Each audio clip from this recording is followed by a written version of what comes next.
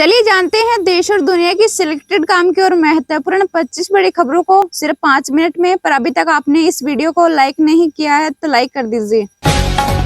अंबानी ने शादी पर करोड़ों खर्च किए, लेकिन किसान कर्ज में डूबकर ही शादी कर सकते हैं, बोले राहुल गांधी। असम सीएम बोले हिंदुओं को बांटकर कमजोर कर रही कांग्रेस मुसलमानों को बांटकर दिखाए। देश के कोने कोने में छिपे हैं बाबर, उन्हें बाहर निकालना है। ईरान इजराइल वॉर में क्रूड ऑयल की कीमतें 4% तक बढ़ी। तेल की कीमतों में तेजी रही तो भारतीय इकोनॉमी पर पड़ेगा असर। सीएम योगी ने महिषासुर से की कांग्रेस की तुलना, बोले खटाखट कहने वाले हो गए हैं सपाचट। कहा बेटियों की सुरक्षा सिर्फ बीजेपी कर सकती है। देश का मानसून ट्रेकर बिहार में 14 लाख आबादी बाढ़ से प्रभावित। यूपी के गोरखपुर में 30 गांव डूबे, वहीं 10 राज्यों में भारी बारिश का अलर्ट। योगी सरकार का यूपी के लोगों को तोहफा, उज्ज्वला योजना के तहत मिलेगा फ्री सिलेंडर। हरियाणा में दिखा राहुल गांधी का अलग अंदाज, ग्रामीण परिवार के घर खाई चूल्हे की रोटी सब्जी। राहुल गांधी बोले बेरोजगारी के जिम्मेदार मोदी। कहा अग्निवीर मजदूर बन जाएंगे, उनका पैसा अडानी डिफेंस को जा रहा। गूगल पे पर अब गोल्ड लोन भी मिलेगा। जेमिनी एआई हिंदी सहित 8 अन्य भारतीय भाषाओं में लॉन्च। मतदान से 2 दिन पहले सोनिया गांधी से मिली कुमारी शैलजा, हुड्डा खेमे में बड़ी बेचैनी। देश में नवरात्रि की धूम से अर्थव्यवस्था को लगे पंख। 10 दिन में होगा 50,000 करोड़ से अधिक का व्यापार। इजरायल ईरान संघर्ष से सहमा बाजार, सेंसेक्स व निफ्टी 2% से ज्यादा टूटे। हरियाणा चुनाव में खरंगी की पहली और आखिरी रैली। कहा इंजन फेल हुए तो खट्टर को बदला।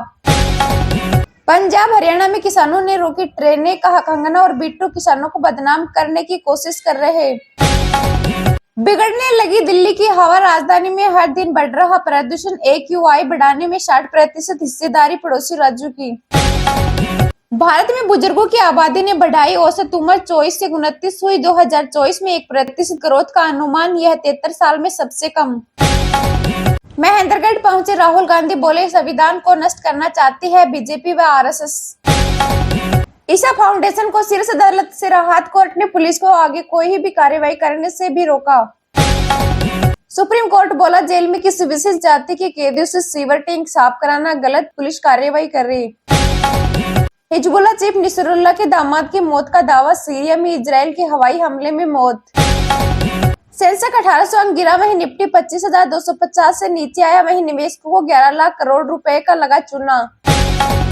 सीएम सैनी बोले रिजल्ट देखकर कांग्रेस नेताओं को लगेगा झटका। 8 तारीख को पीजीआई रोहतक में होना पड़ेगा भर्ती। पूर्व भारतीय कप्तान अजहरुद्दीन को ईडी का सम्मान। राजीव गांधी स्टेडियम के निर्माण में 20 करोड़ की गड़बड़ी का आरोप। हरियाणा पहुंचे अनुराग ठाकुर, बोले जिसकी जात का पता नहीं वह जाति जनगणना की बात करता है। पंजाब को लेकर कंगना ने की विवादित टिप्पणी। कहा हमारे यूथ को बर्बाद कर दिया, बाइक पर आकर मचाते हैं उत्पात। पहली बार स्वास्थ्य पर मरीजों की जेब से ज्यादा सरकार का खर्च प्रति व्यक्ति 10 साल में हुआ 3 गुना। पूर्व सीएम हुड्डा ने कहा पूर्ण बहुमत से बनेगी कांग्रेस की सरकार, साझा उम्मीदवार को जिताने की अपील। सिद्धरामैया को सीएम पद से नहीं हटाएगी कांग्रेस, केजरीवाल व भाजपा की मिसाल दी। रिजिजू बोले अच्छे काम पर भी अब वोट नहीं मिलते, संसद में शोर शराबा और हंगामा ही होता है, गालियां दो तो ही खबर बनती है। दुष्यंत चौटाला बोले मेरी लाश अचानक से ही उठेगी। कहा कांग्रेस का सीएम खर्ची और बीजेपी का पर्ची से निकलता है।